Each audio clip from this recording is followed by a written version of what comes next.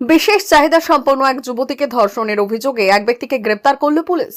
বেলদা থানা এলাকার দাঁতন 2 নম্বর ব্লকের ঘটনায় চাঞ্চল্য ছড়িয়েছে। ধৃতকে বুধবার দাঁতন এসিজেএম আদালতে তুললে বিচারক পুলিশি হেফাজতের নির্দেশ দিয়েছেন। ঘটনায় জানা গেছে, গত সোমবার রাতে মানসিক প্রতিবন্ধী যুবতী বাড়িতে শুয়েছিল। রাতে এক যুবক এসে তাকে তুলে নিয়ে বাড়ি থেকে কিছুটা দূরে জঙ্গলের মধ্যে ধর্ষণ করে বলে অভিযোগ। বাড়িতে খোঁজ না পেয়ে পরিবারের লোকজন চারপাশে খোঁজ শুরু করেন। সকালে পাশে জঙ্গল থেকে আহত অবস্থায় যুবতীকে উদ্ধার করে পরিবারের লোকজন থানায় লিখিত অভিযোগ দায়ের করলে পুলিশ ঘটনার তদন্ত শুরু করে। মঙ্গলবার রাতে স্নিফার ডগ দিয়ে তল্লাশি চালানো হয়। এরপর ঘটনায় জড়িত থাকার অভিযোগে সঞ্জয় ভূঁইয়াকে গ্রেপ্তার করে বেলদা থানার অন্তর্গত জোড়াগেরিয়া ফাঁড়ির পুলিশ। এদিন তাকে আদালতে তোলে পুলিশ। ঘটনায় শোরগোল পড়েছে এলাকায়।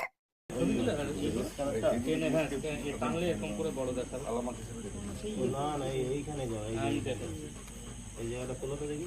এই জায়গাটা তুললে মোবাইলে টেনে বড় করে দেখলে ও ইয়েটা দেখিয়ে দিবে।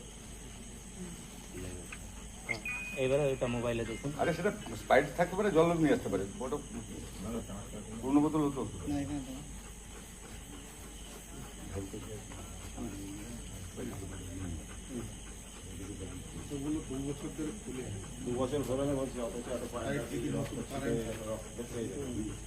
একটা ওইটা প্রমাণ হয়ে যাচ্ছে।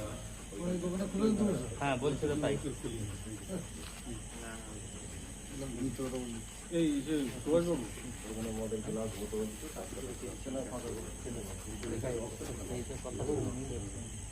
বলছি, এই দিকটা পুরো ঘিরে দেন আর দোকানটা লক করে চাবিটা আপনি নিয়ে নিন, তাই তো?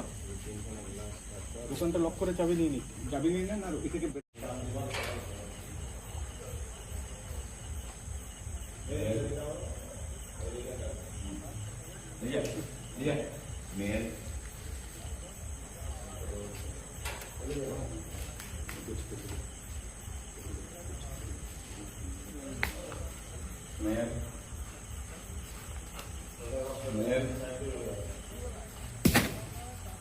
ঝাড়ুটা দিয়ে দিবেন। এর থেকে গলার কাছে থাকবে।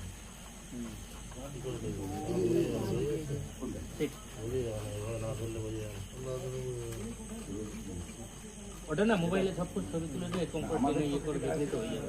মোবাইলে ছবি তুলে আর টেনে টানলে এরকম করে বড় দেখাবে। না না এইখানে যাও, আমি দেখাচ্ছি। এই জায়গাটা তোলো তো দেখি। এই জায়গাটা তুললে মোবাইলে টেনে বড় করে দেখলে ও ইয়েটা দেখিয়ে দিবে। এবারে ওইটা মোবাইলে দেখুন। আরে সেটা স্পাইট থাকতে পারে, জল নিয়ে আসতে পারে, ওটা পূর্ণ বোতল হতো না। এখানে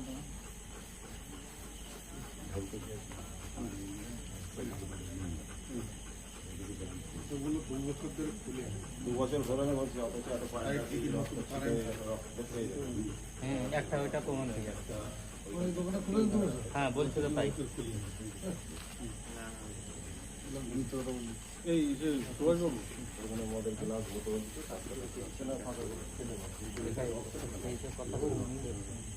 বলছি, এই দিকটা পুরো ঘিরে দেন আর দোকানটা লক করে চাবিটা আপনি নিয়ে নিন, তাই তো?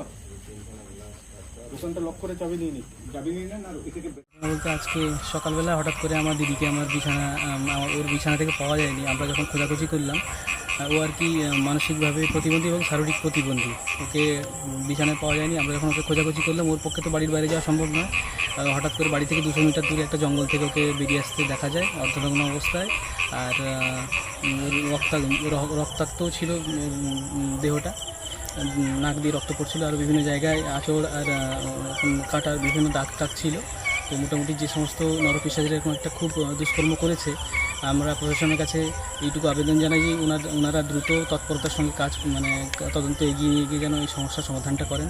আর আমরা গ্রামে সুস্থভাবে স্বাভাবিকভাবে বাঁচতে চাই, যেন এই ধরনের ঘটনা গ্রামে কেন কোনো জায়গায় যেন এই ধরনের ঘটনা যেন না হয়। নাহলে আমরা সমাজের কাছে বাঁচবো, কী আশা নিয়ে বাঁচবো? এটা প্রশাসনের কাছে অনুরোধ যেন দ্রুত এই নিষ্পত্তিটা করেন ওনারা। আপনার দিদি কি প্রতিবন্ধী?